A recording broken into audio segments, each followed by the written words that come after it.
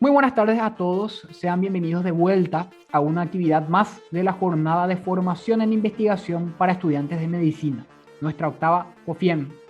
El día de hoy tenemos nuestra tercera charla a cargo de la doctora Rosa Guillén, a quien estaremos recibiendo dentro de unos cuantos minutos. Primeramente queremos de vuelta agradecer a todas las instituciones que hacen posible la realización de este evento. Queremos agradecerle a nuestra casa de estudios, la Facultad de Ciencias Médicas, por haber declarado como interés institucional nuestra actividad.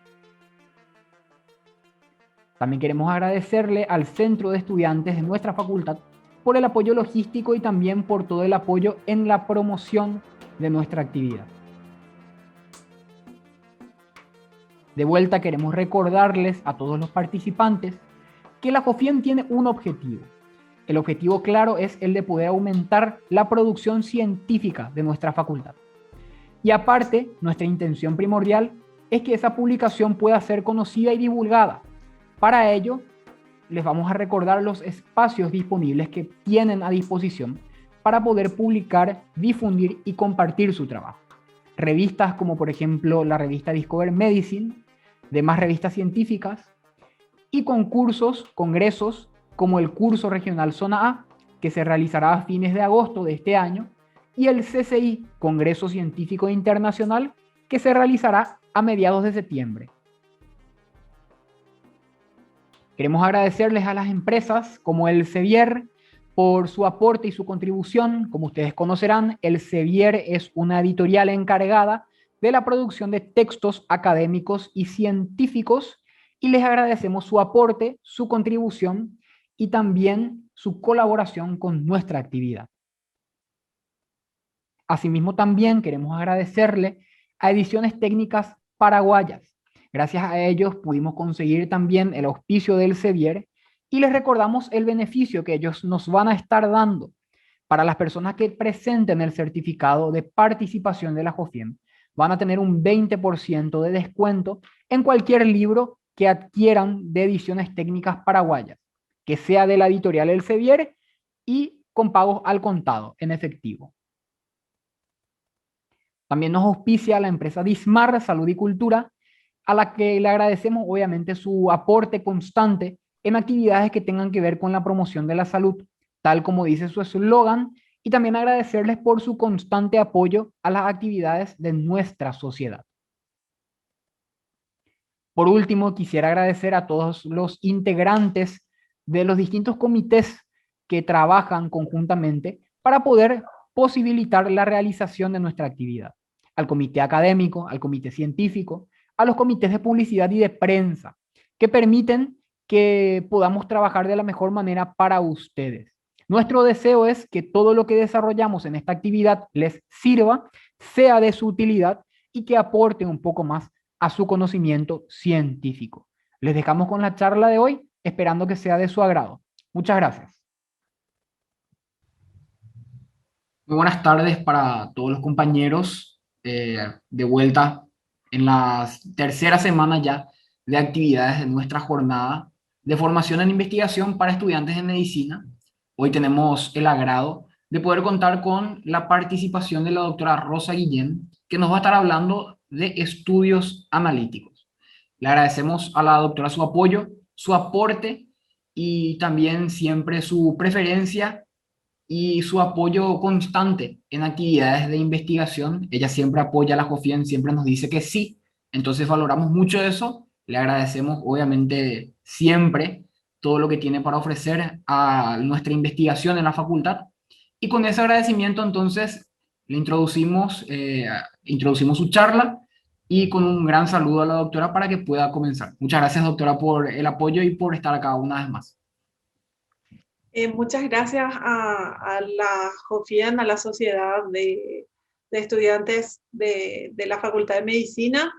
Es un honor estar compartiendo con ustedes algunas de las cosas que estamos haciendo en investigación y que creo que son importantes para ustedes también como estudiantes, ¿verdad? Entonces, a ver. Yo soy Rosa Guillén, estoy actualmente como auxiliar de docencia en la facultad, en la cátedra de bioquímica en la Facultad de Ciencias Médicas de la UNA, pero mi foco está en investigación sobre todo en el área de biología molecular y bioquímica en el Instituto de Investigaciones en Ciencias de la Salud. Lo primero que nos preguntamos es cuál es el objetivo de la metodología de la investigación clínica, ¿verdad? ¿Qué es lo que vamos a usar como estudiantes? Y estoy segura que todos ustedes tienen esta imagen en la cabeza, ¿verdad? Esas clases interminables de teoría que uno parece que una hora de esta clase son 7 horas en la Tierra, pero en realidad lo que buscamos con la metodología de investigación es responder preguntas clave que realmente se traduzcan en un diagnóstico apropiado, en la prevención de enfermedades y también en un tratamiento que esté basado en evidencia. Entonces, lo que buscamos con metodología de la investigación es generar evidencia científica que haga que el proceso de ejercer como médico para ustedes realmente sea más eficiente. Entonces, dentro de la metodología de la investigación, una de las primeras cosas que tenemos que hacer cuando queremos hacer algún trabajo es elegir el diseño. Y la primera pregunta que nos hacemos, ¿cómo elegimos el diseño? Que no es una cosa menor, ¿verdad? Entonces yo tengo un tip que tal vez les puede servir. Lo primero que tenemos que preguntarnos cuando vamos a hacer un trabajo de investigación es, ¿vamos a hacer una intervención o no? ¿Y qué es una intervención? Le voy a dar un medicamento, le voy a pedir al paciente que haga ejercicio, le voy a decir que le voy a dar una charla de educación para ver si la charla educativa cambia sus hábitos. Entonces, ese tipo de cosas son intervenciones. Cuando hablamos de intervenciones, entonces estamos hablando básicamente de estudios experimentales. Y los estudios experimentales lo que buscan es demostrar causalidad. Ahora, ¿qué pasa si nosotros solamente nos dedicamos a observar el fenómeno y por tanto no hacemos ninguna intervención? Si no hago una intervención, estoy en la rama bien amplia de estudios observacionales. Y ahí tengo de nuevo unas categorías, ¿verdad? Lo primero que me pregunto es, ¿necesito o quiero buscar asociación entre un factor de riesgo y el resultado? O buscar a partir del resultado cuáles son los, digamos, los predisponentes al desarrollo de esa enfermedad. Si no busco asociación, si lo único que quiero es describir el fenómeno porque no se sabe nada del fenómeno, entonces estoy hablando de estudios descriptivos. Pero si quiero buscar asociación, la forma de demostrar la asociación es con estudios analíticos. Dentro de los estudios analíticos, los dos modelos de la metodología clínica incluyen a estudios de cohortes y a estudios de casos y controles. ¿Y cuáles son las grandes diferencias entre estos estudios observacionales? Muchas, ¿verdad? En primer lugar, ¿cómo asociamos a la población de estudio? En el caso de los estudios descriptivos, vamos a tener a toda la población en un solo grupo, no los vamos a dividir por grupos. Sin embargo, en todo estudio analítico, desde el día número 1, nosotros ya decidimos dividir a la población en dos grupos dependiendo del tipo de diseño. Por ejemplo, en casos y controles, les vamos a dividir según si están expuestos o no al factor de riesgo, perdón, si tienen o no la enfermedad, y en el caso de cohortes, si están expuestos o no al factor de riesgo. Pero nosotros ya partimos de la población dividida en dos grupos. En el caso de los estudios analíticos, vamos a ver que el caso específico de los estudios de cohortes nos permiten básicamente determinar lo que se llama la incidencia, ¿verdad? Mientras que los descriptivos no analíticos nos permiten estudiar la prevalencia. Entonces, cuando hablamos de tipos de diseño, recuerden, nosotros hoy nos vamos a concentrar en aquellos donde no hacemos intervención, es decir, que son estudios observacionales, y dentro de estos estudios observacionales, recuerden los descriptivos, que son los primeros que hacemos, no pueden permitir establecer asociaciones. Las variables se describen, se observan, pero no podemos determinar asociación con este tipo de estudios. Podemos ver si hay alguna diferencia entre ciertas variables. Y si vemos esa diferencia, lo siguiente que tenemos que plantearnos es hacer un estudio analítico para ver si esa diferencia realmente es una asociación. Entonces, en el caso de los estudios analíticos de casos y controles y cohortes, las variables se observan, se comparan y se determinan posibles asociaciones porque la población está dividida en dos grupos. Está dividida según la exposición al factor de riesgo y luego nos vamos a ver el resultado en el caso de las cohortes, o comenzamos definiendo a la población si tiene la enfermedad o no la tiene y luego preguntamos si está o no expuesta al factor de riesgo en el estudio de casos y controles. Recordemos entonces que en el estudio de los descriptivos observacionales, los observacionales descriptivos de toda la vida, toda la población está mezclada en una sola bolsa. La muestra se hace al azar, incluye y puede incluir a todos estos pacientes. Y que en el caso de los descriptivos, recuerden, dentro de sus objetivos, lo que vamos a hacer es básicamente estimar una frecuencia, vamos a identificar una prevalencia, ¿verdad? Esta puede variar en diferentes poblaciones, en diferentes ubicaciones geográficas, por eso siempre estamos haciendo estudios descriptivos en poblaciones diferentes, porque puede variar el fenómeno.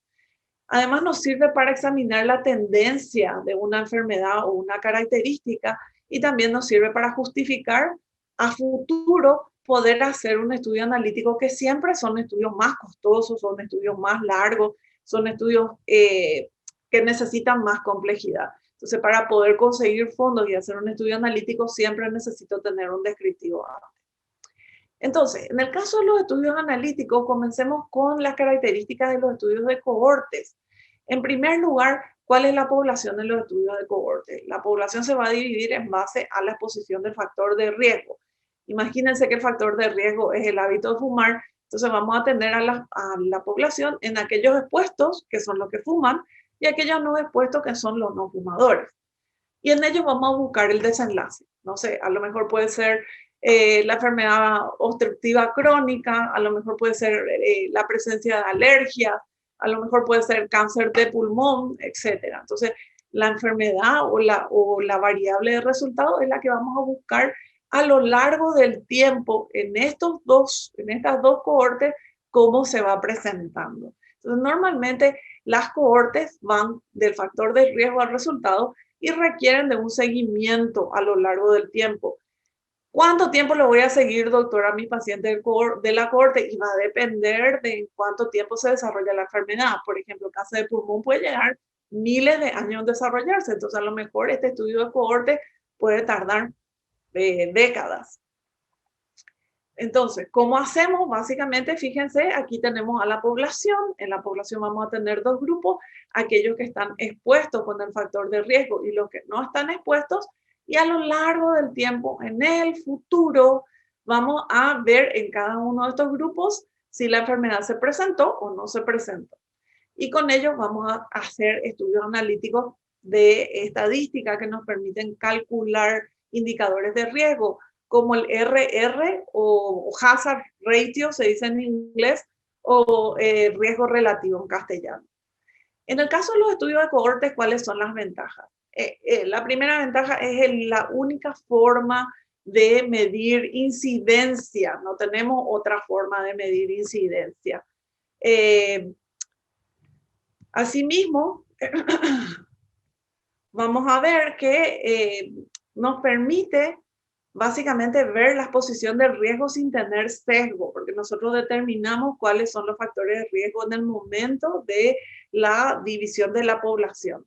Y nos permite evaluar, por ejemplo, a partir de un solo factor de riesgo, la posibilidad de desarrollo de múltiples resultados. Entonces, en un mismo estudio de cohorte podemos estudiar varias enfermedades como resultado. En el caso de la desventaja, necesito muchos sujetos. ¿Por qué? Porque a lo mejor comencé con 1000 sujetos en cada cohorte, pero algunos fueron abandonando el estudio, otros se mudaron, no volvieron a responder los cuestionarios. Entonces me voy quedando con una pérdida de pacientes en cada cohorte, y eso puede, si yo partí de un número muy pequeño de sujetos al inicio, puede hacer que el resultado no sea válido al final.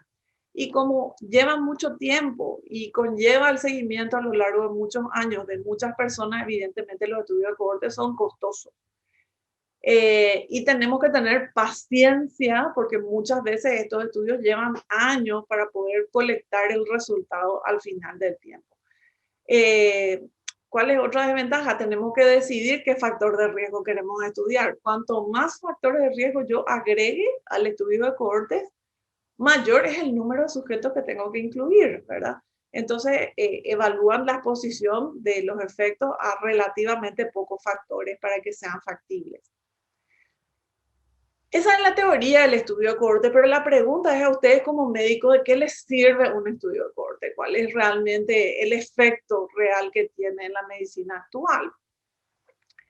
Y la verdad que es súper interesante. Por ejemplo, hace muchos años se hicieron una pregunta de cuáles eran los factores de riesgo de la enfermedad cardiovascular, por qué las personas cuando llegan a cierta edad o tienen ciertas características tenían más riesgo de tener un infarto al miocardio, un ACV, etcétera. Nosotros hoy en día sabemos la respuesta, sabemos que la hipertensión es un factor de riesgo, por eso tratamos de combatir la hipertensión. Sabemos que los niveles elevados de colesterol son un factor de riesgo, por eso ustedes le medican al paciente con el colesterol alto y le indican tener una dieta más saludable. Sabemos que el hábito de fumar es un factor de riesgo para la enfermedad cardiovascular, que la obesidad también es un factor importante, por eso intentamos favorecer la alimentación saludable y el control del peso. La diabetes evidentemente también es un factor de riesgo, pero la pregunta es cómo llegamos a saber esto, el sedentarismo también, ¿verdad? Entonces, ¿cómo se obtuvieron estas respuestas y cuál fue el diseño que se empleó para obtener estas respuestas? Bueno, básicamente estas respuestas vienen de un estudio de cohortes. Y el estudio de cohortes es un estudio súper interesante que se hizo en Estados Unidos en una ciudad, comenzó en una ciudad que se llama Framingham, por eso el estudio se llama el estudio Framingham. Y esto surge ya en 1948, donde se ve que hay un aumento, se parecía a una epidemia de enfermedades cardiovasculares. Entonces los médicos se preguntaban, ¿cuáles son los factores comunes que contribuyen a la enfermedad cardiovascular? Entonces, fíjense, ellos deciden hacer un estudio de cohortes donde le van a someter a los pacientes incluidos en cada cohorte a una inspección física detallada, a una encuesta de qué es lo que comen, qué hacen, le van a hacer una serie de análisis laboratoriales y este seguimiento se les va a hacer cada 2 años, ¿verdad? Todo esto que yo acabo de describir comenzó allá en 1948 con su primera cohorte y fíjense la cantidad de pacientes que incluyeron, 5.200 pacientes entre hombres y mujeres de 30 a 62 años que vivían en esa ciudad, Framingham, Massachusetts. Y ellos le hicieron todos estos estudios a lo largo del tiempo. Los resultados fueron tan interesantes que en el año 1971 decidieron lanzar una segunda cohorte. Y fíjense lo interesante aquí, 5.124 pacientes reclutados, pero no cualquier paciente. Los pacientes que entraron en la segunda cohorte fueron los hijos y las esposas de los pacientes de la cohorte número 1. Y la pregunta, ¿por qué incluyeron a hijos y a las esposas?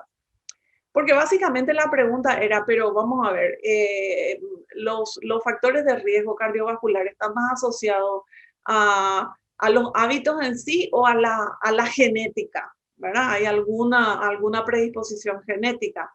Y con la cohorte número 2 podemos responder en cierta parte ambas cosas, porque las esposas no tienen relación genética con el esposo, pero como viven en la misma casa y tienen el mismo estilo de vida, van a tener el mismo efecto del ambiente, mientras que los hijos, además del ambiente, van a tener también el factor genético. Fueron tan interesantes los resultados que esta gente del estudio Framingham sigue trabajando hasta hoy, publicando muchísimo. Y en el año 2002 habilitan su tercera cohorte, que es la tercera generación donde ya comienzan a hacerle seguimiento a los nietos de la cohorte original. Y la pregunta, ¿por qué le siguen a los nietos? Y porque la mentalidad de las personas hoy en día, que ya sabemos cuáles son los factores de riesgo, es diferente de cuáles eran los hábitos de 1948. Hay mucho más conocimiento. Se espera entonces que las personas tomen decisiones más conscientes para conservar su salud y adopten hábitos más saludables. Pero sigue habiendo la pregunta, ¿y cuál es el desempeño de la cuestión genética sobre esto? Entonces los nietos son una excelente cohorte. Entonces, si ustedes se fijan aquí desde 1948, miren, esto solamente hasta el 2016, estoy segura que este número es mucho más grande hoy en día. La gente del grupo de Framingham tiene 3.266 publicaciones en el área. Algunas de las cosas que hoy conocemos, fíjense, son resultados del estudio Framingham. En 1960 ellos ya avisaron que el hábito de fumar era un factor de riesgo para la enfermedad cardiovascular. Desde 1961 sabemos que los niveles de colesterol son factores de riesgo. Desde 1967 sabemos que si hacemos actividad física podemos reducir el riesgo de la enfermedad vascular. Desde 1970 sabemos que la presión alta puede aumentar el riesgo de infartos. Fíjense, en 1988 se demostró el efecto protector del HDL, por eso hoy siempre le llamamos el colesterol bueno, ¿verdad? Queremos que nuestros pacientes tengan niveles altos de HDL. O incluso, si ustedes se fijan, hasta el 2010, miren, en el 2010 se encuentra la evidencia definitiva de ese background genético del que estamos hablando. Fíjense que el simple hecho de que alguno de nuestros padres haya tenido un evento cardiovascular a la edad de 65 o más, hace que nosotros, cualquiera de su descendencia, tenga 3 veces más riesgo de hacer enfermedad cardiovascular. Entonces, esto es realmente súper importante porque aquí no podemos controlar el background genético, pero lo único que podemos controlar son los hábitos que tenemos, ¿verdad? ¿Y cómo llega eso al médico? El médico no sabe el estudio Framingham, a lo mejor no se conoce todas las cohortes, a lo mejor no estudió la metodología de la investigación, pero tiene estas tablas en su mesa. Y entonces él se puede dar cuenta que el simple hecho, fíjense, de aumentar, el simple hecho de fumar para personas de la misma edad, miren, 35 a 44 años, hace que aumente el riesgo de tener una enfermedad cardiovascular. Y ese riesgo aumenta si le sumamos la hipertensión y ese riesgo aumenta si tenemos colesterol alto. Ustedes pueden darse cuenta que aquí entre la edad de 55 a 64 años todavía tenemos digamos, un riesgo de medio a alto en los no fumadores, pero muy alto en el simple hecho de haber fumado, ¿verdad? Entonces identificamos factores de riesgo, podemos saber cuál es el índice de riesgo de nuestro paciente cuando llegan a la consulta con una tabla tan sencilla como esta después de 40 años de un estudio de cohorte.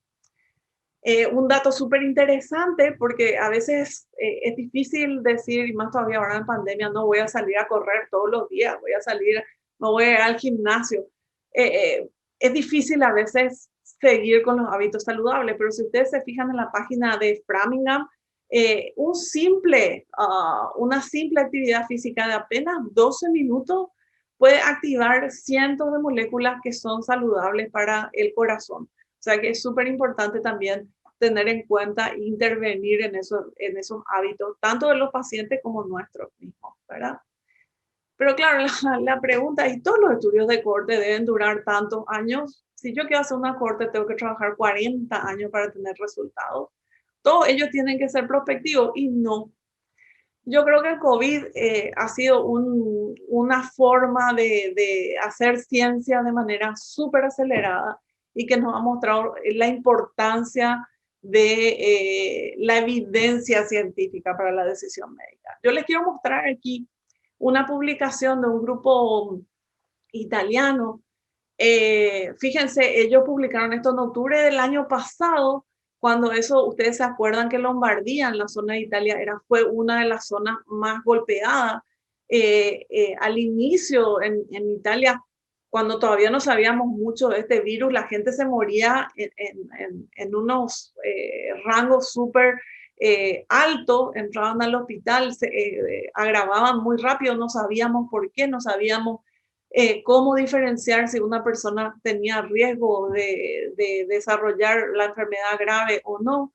Y entonces esta gente del hospital de la región de Lombardía se ponen a estudiar los factores de riesgo que estaban asociados con la mortalidad de aquellos pacientes que tenían COVID positivo y que entraron a terapia intensiva.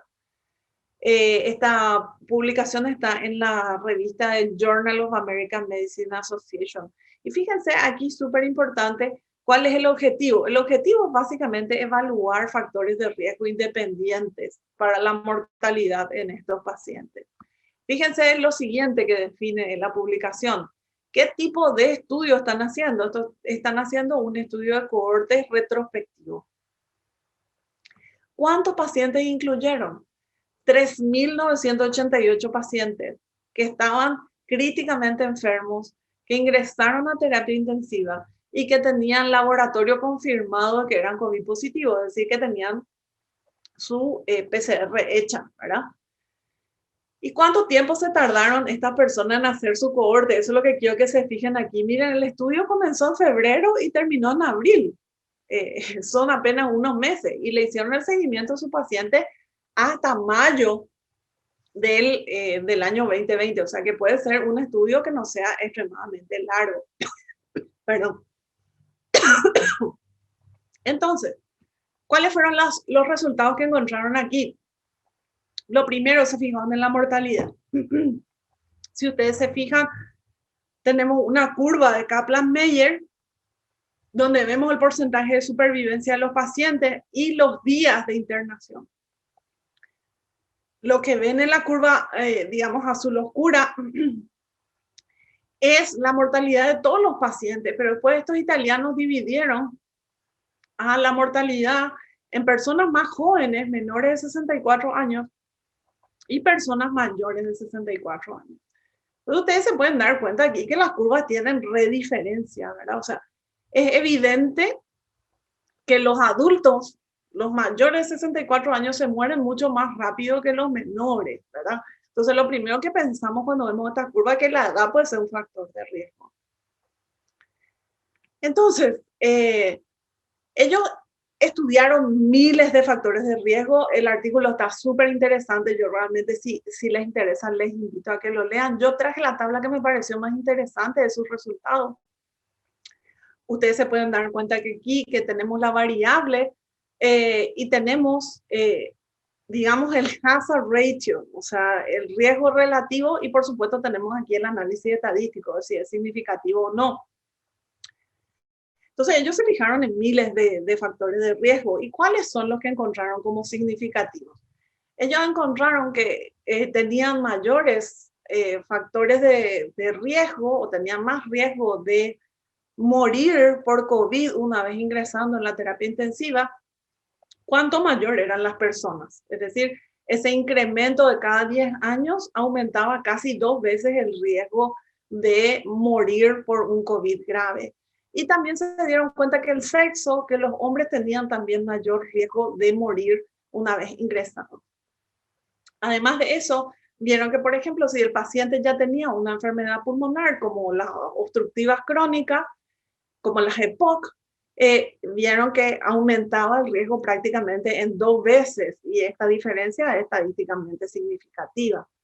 Y además de eso encontraron algunos factores metabólicos, como el caso de la hipercolesterolemia, que también aumentaba el riesgo, y la diabetes de tipo 2 también aumentaba el riesgo con resultados significativos.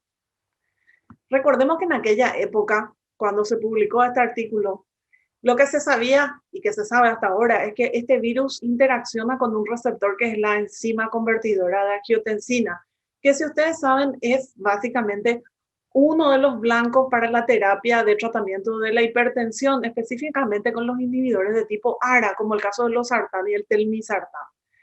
Entonces ahí surgió también una duda de, Dios mío, ¿será que si le damos telmisartán y losartán al paciente, eso va a tener algún efecto en su susceptibilidad al desarrollo de COVID? Y miren, esa respuesta está aquí en este grupo de cohorte. Miren, si el paciente recibía inhibición de la enzima convertidora de angiotensina, sí o no, ustedes se dan cuenta que no hay diferencia significativa. O sea que la administración de losartán, telmisartán, no tiene ningún efecto en aumentar el riesgo de mortalidad por COVID. Y eso es súper importante porque habían miles de personas hipertensas tratadas con estos medicamentos. Entonces, ¿cuáles son los puntos a resumir? Un estudio de cohorte se puede hacer, sí, en poco tiempo, sí, apenas en unos meses, pero fíjense que tuvieron 4.000 pacientes. ¿Por qué? Porque esta enfermedad es masiva, ¿verdad? Afecta a muchas personas en muy poco tiempo. ¿Qué otra cosa hace que sea súper interesante el artículo? Que la definición de caso es muy estricta. ¿Qué pacientes ingresaron? Aquellos que tenían PCR positiva, laboratorio confirmado, que tenían los datos completos. Los datos hospitalarios súper completos y listos para evaluar de forma retrospectiva son la clave para este estudio. Porque imagínense si tratáramos de hacer algo así acá en Paraguay. ¿Qué pasa si queremos saber los datos de todos los pacientes que están en terapia intensiva y cuándo se murieron y qué medicación tienen y qué medicación no tenían, si eran diabéticos, si no eran diabéticos? ¿A ustedes les parece que vamos a poder conseguir de manera rápida para hacer una base de datos y poder publicar el artículo? No, porque nuestros hospitales tienen un pésimo manejo de la información del paciente, ¿verdad? O sea, no es sistemático ni tampoco es accesible de manera, digamos, informática. Entonces, los italianos sí lo tenían y por eso pudieron publicar este artículo. ¿Qué otra cosa súper importante? Ellos evaluaron miles de factores de riesgo, desde enfermedades pulmonares, cuestiones metabólicas, medicamentos del paciente, y lograron tener conclusiones extremadamente importantes para identificar población vulnerable, que hoy en día ya sabemos la respuesta, pero gracias a que esta gente publica este tipo de evidencia, ¿verdad?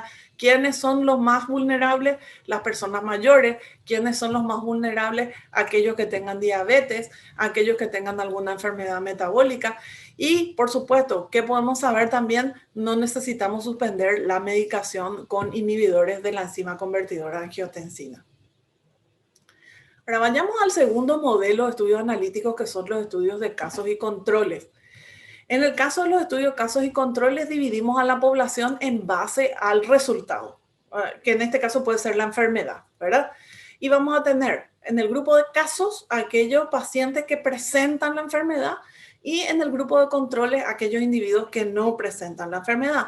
Y en ellos lo que buscamos o medimos son los factores de riesgo, ya sea en el presente o en el pasado. Entonces podemos tener de corte transversal o retrospectivos. Por tanto, los estudios de casos y controles van desde el resultado y luego buscan el factor de riesgo.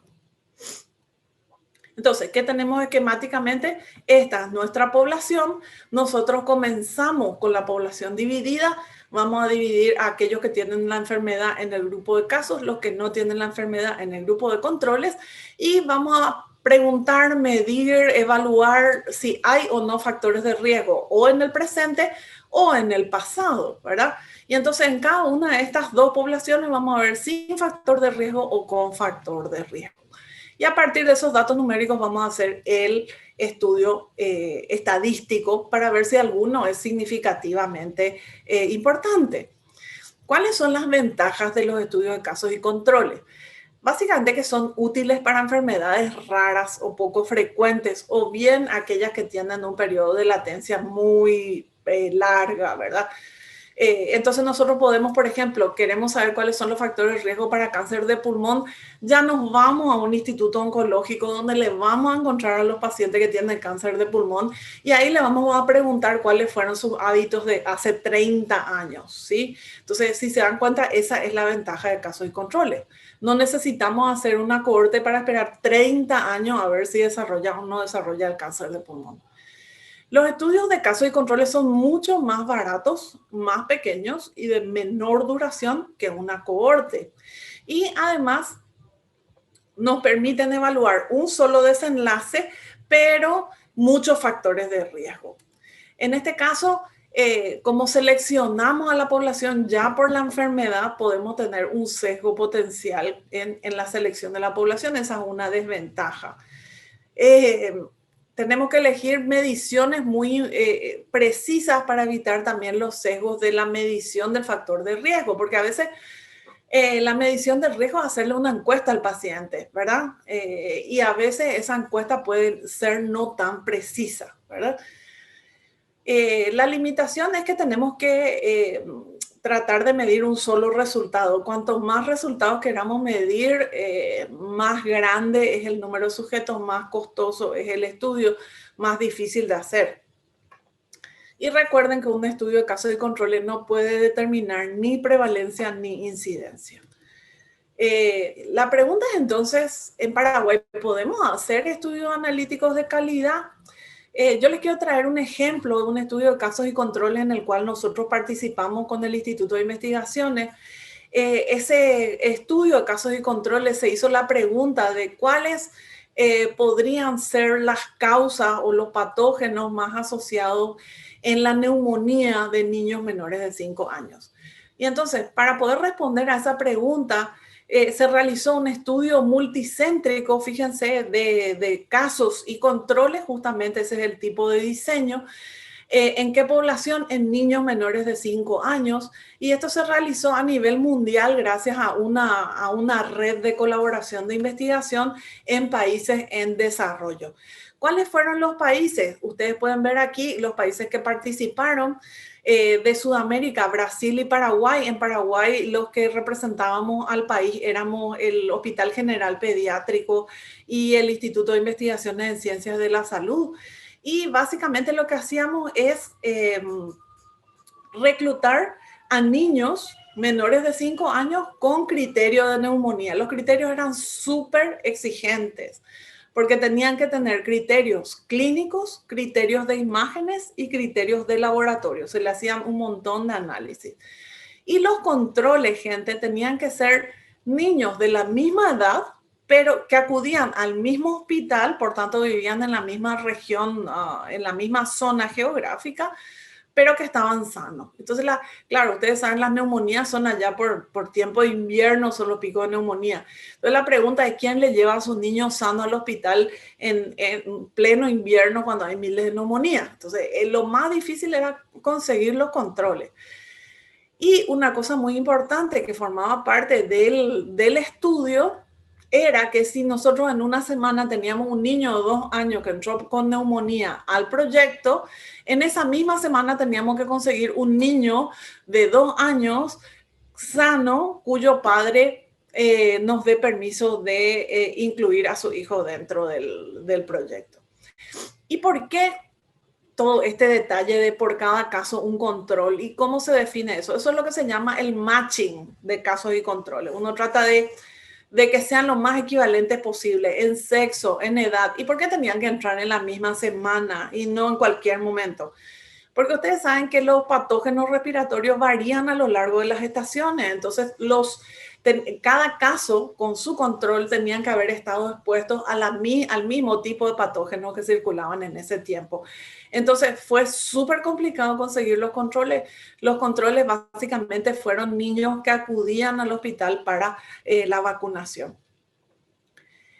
¿Qué obteníamos de estos pacientes? Los datos clínicos, las imágenes como radiografía de tórax, y nosotros en el instituto le hacíamos el análisis de biología molecular. Este estudio es de hace más de 10 años, cuando eso, hablar de PCR en cualquier hospital era muy raro, ¿verdad? ¿Qué le hacíamos nosotros? Un hisopado a los niños y éramos capaces de detectar 19 virus y 5 bacterias. Y también en las muestras de sangre buscábamos 3 bacterias en caso de que haya bacteremia, ¿verdad? Y el laboratorio le hacía de determinaciones de rutina como hemograma, procalcitonina y proteína C reactiva, que es básicamente un marcador de inflamación, ¿verdad? Entonces, de este estudio salieron muchas publicaciones. Una de estas es básicamente cuáles fueron los microorganismos que estaban asociados con la neumonía. Y gracias a este estudio nosotros pudimos probar, fíjense, en total, en el estudio mundial, reclutamos 888 casos y 870 controles. Y dentro de los microorganismos más frecuentes que generaban neumonía, encontramos una bacteria como el Streptococcus pneumoniae, al virus sincitial respiratorio y al rinovirus como asociados con neumonía. ¿Por qué estos resultados son importantes? ¿Y cómo inciden en la práctica del médico? Gente, el estreptococo, ustedes saben que contra el estreptococo neumonía tenemos vacunas. Entonces, si nosotros logramos hacer que los sistemas de vacunación alcancen a la mayor cantidad de niños, vamos a estar combatiendo a uno de los principales agentes causantes de neumonía y por tanto vamos a disminuir también la frecuencia de neumonías graves. En el caso del virus sincitial respiratorio, bueno, ya sabíamos que era un virus que tenía circulación, pero en el caso del rinovirus, acá en Paraguay casi no se hablaba de rinovirus, nadie ni lo detectaba y sin embargo era un agente asociado al desarrollo de neumonía. Entonces nos permitió también evidenciar ciertos patógenos causantes de esta patología que nadie les daba mucha piola. Entonces, gente, la pregunta, yo como estudiante, ¿puedo hacer casos de cohorte? ¿Puedo hacer investigaciones de casos y controles? Sí. Pero normalmente lo que suelen tener ustedes son estudios descriptivos. Eso suele ser lo primero que hacemos, ¿verdad? Entonces, a veces tenemos ciertas preguntas. Si yo tengo datos de algún estudio descriptivo y le hago, miren, tenía, no sé, el hábito de fumar en todos los compañeros de mi clase de medicina. Y resulta que veo que los varones tienen un hábito de fumar mucho más alto que las mujeres. Entonces yo hago nomás en mi Excel, divido los varones y las mujeres, le calculo la frecuencia y le hago una prueba estadística y la P me dice que es menor que 0,05. ¿Significa que ser varón está asociado al hábito de fumar? Gente, la respuesta es no. ¿Por qué? Tener una P calculada por un método estadístico no significa asociación. Lo que nos permite hacer la asociación es la estructura del diseño metodológico. Y recuerden, un descriptivo nos permite hacer asociaciones, ¿sí? Yo le puedo hacer la P, sí le puedo hacer la P. ¿Y qué significa esa P?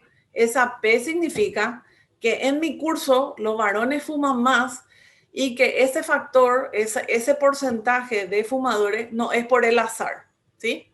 Ahora, si yo quiero preguntarme después, ¿será que por ser varón, por el simple hecho de ser varón, estoy asociado a fumar? Ahí tengo que hacer un estudio analítico, ¿sí? Para poder determinar si la asociación es cierta o no.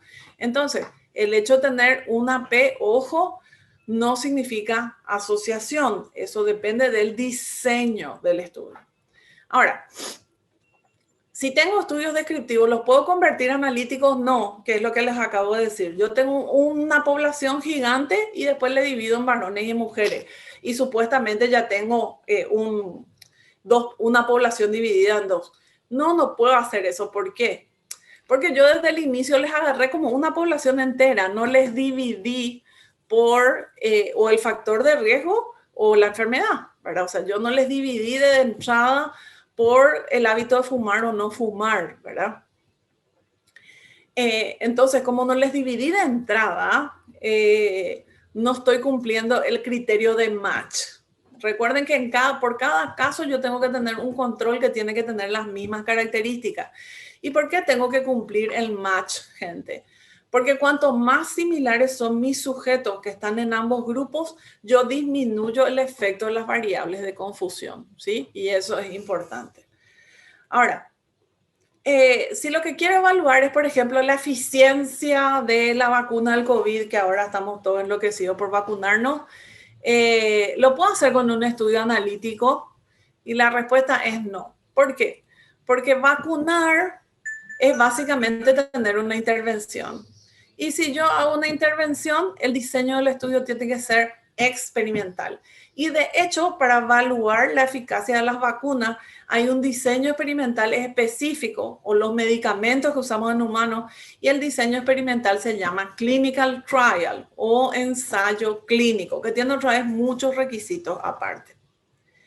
Entonces, gente, yo sé que a veces los términos de metodología de la investigación y después una clase de metodología de la investigación, su cerebro se queda de esta manera, ¿verdad? Así como una bola de miles de términos que parecen muy confusos. Pero les puedo asegurar que es súper importante que ustedes entiendan esto, porque eso realmente va a tener una diferencia en la toma de decisiones que ustedes tomen como médicos, porque básicamente lo que queremos es que ustedes comprendan la evidencia para que puedan tomar la mejor decisión, para que el paciente tenga el mejor tratamiento y el mejor pronóstico posible. Y por mi parte, eso es todo. Muchas gracias por la atención y por favor, si tienen alguna consulta o alguna duda, tienen aquí en la diapositiva las direcciones de contacto. Muchas gracias.